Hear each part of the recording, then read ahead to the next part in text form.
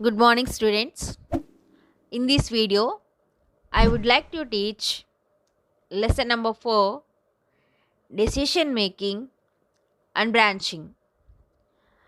This is also called conditional control statements in C language.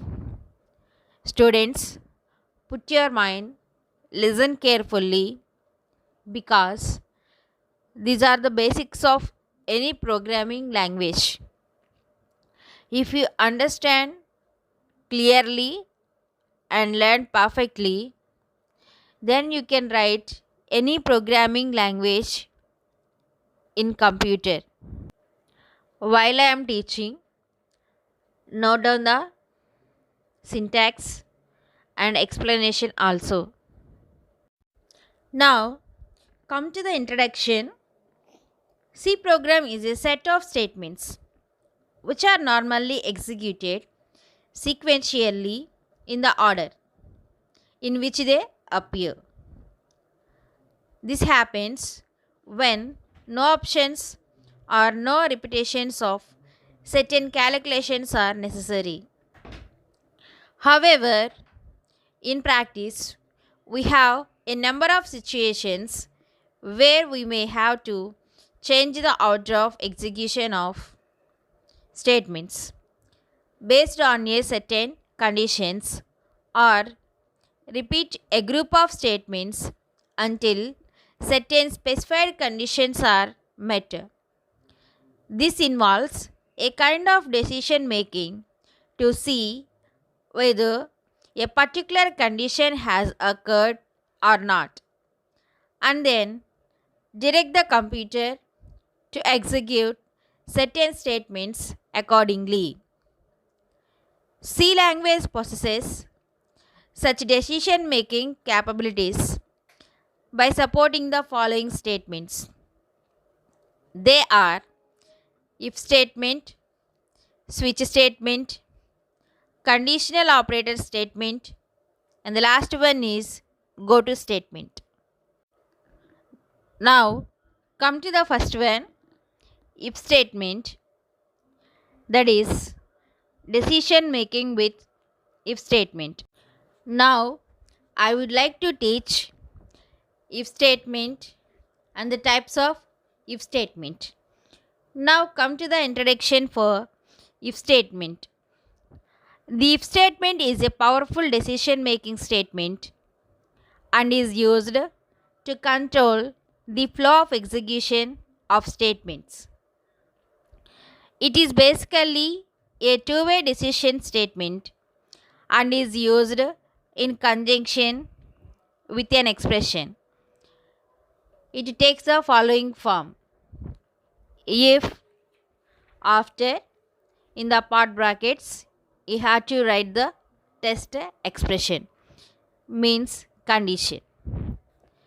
Now, we have some examples also here.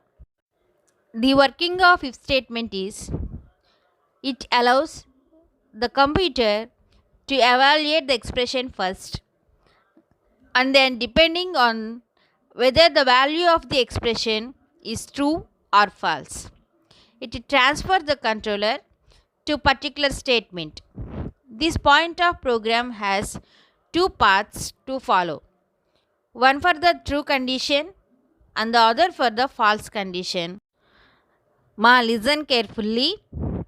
Depending on the output of the condition, we have true statements and the condition is false, we have false statement. Now, come to the examples. If bank balance is 0, then what we have to do? We have to borrow the money. And the second example is if the room is dark, what we have to do? We have to put on the lights. Like this, we are using if statement. Now, come to the types of if statement. The if statement may be implemented in different forms depending on the complexity of conditions to be tested. The different forms are: First one is simple if statement. Second one is if else statement. Third one is nested if else statement. And the last one is if else ladder. Now come to the simple if statement. The general form of a simple if statement is if test expression, open braces, statement block, close braces, and statement X. Now I would like to explain this one. Here the statement block may be a single statement or a group of statements. If the text expression is true, the statement block will be executed. Otherwise, the statement block will be skipped and the execution will jump to the statement X. Remember, when the condition is true, both the statement block and the statement X are executed in the sequence. Means, if the test condition is true, the statement block will be executed. Otherwise, statement X will be executed. If the test condition is false, it just skip the statement block and go to the statement X. This is how a simple if statement will be executed. Now come to the if else statement. The if else statement is an extension of the simple if statement. The general form of if else statement is if test expression, open braces, true block statements, closed braces, else, open braces, false block statements, closed braces, and statement X. Now I would like to explain the working of if else statement. If the test expression is true, then the true block statement or statements will be executed. Otherwise, the false block statement or statements will be executed. In either true block or false block will be executed. Not both the statements will execute. The control is transferred subsequently to the statement X. Means, if the test expression is true, the true block will be executed. Otherwise, if the test expression is false, the false block will be executed. In both the cases, after execution of the block, the controller immediately transfers to the statement X. Now come to the nesting of if else statements. When a series of decisions are involved, we may have to use more than one if else statement in nested form as shown below. Means, sometimes it is necessary to write one if else statements within another if else statement. The writing of if else statement within another if else statement is called nesting of if else statement. Now come to the explanation. If the condition 1 is false, the statement 3 will be executed. Otherwise, it continues to perform the second test. If the test condition 2 is true, the statement 1 will be evaluated. Otherwise, the statement 2 will be evaluated. Then the control is transferred to the statement X. Means, if the test condition 1 is false, it executes the statement 3. Otherwise, if the test condition 1 is true, it go to test the second condition, that is test condition 2. If the test condition 2 is true, it execute the statement 1. Otherwise, it go to the statement 2 to execute. In all these three cases, after execution of the statement 1 or statement 2 or statement 3, the control simply go to the statement X. Now, come to the next one, the else if ladder.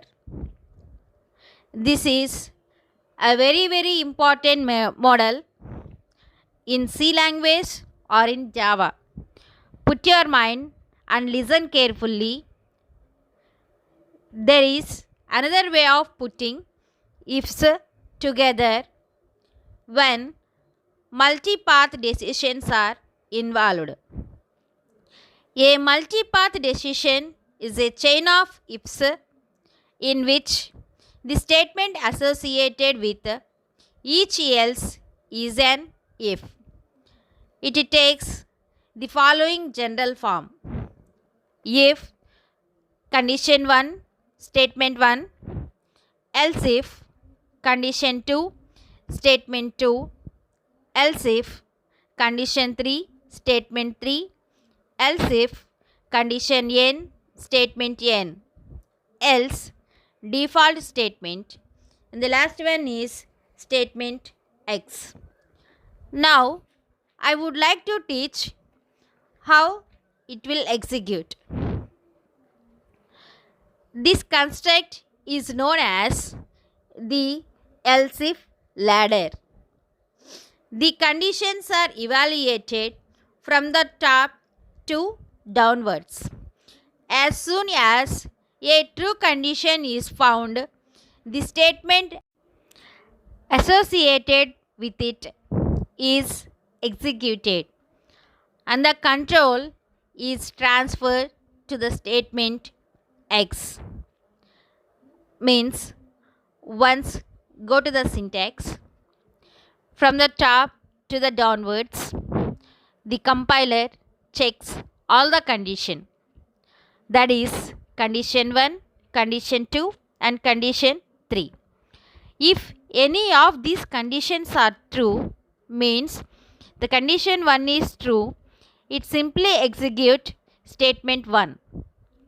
Otherwise, it go to check the next condition, that is condition 2. If the condition 2 is true, it simply execute statement 2. Otherwise, means the condition 2 is false, it go to the next condition, that is condition 3. If the condition 3 is true, it execute the statement 3. Otherwise, it go to check the next condition. Likewise, the compiler checks all the conditions from top to down. If the condition is true, it execute the regarding statement. Otherwise, it will go to check the next condition. If all the conditions are false, it simply execute the default statement at the last, that is else one. In all these cases, the compiler just go to the statement X, which is at the end. This is how a else if ladder will work. These are the four models of if else statements. First one is simple if statement. Second one is if else statement. Third one is nested if else statement. And the last one is else if ladder. The last model is very important.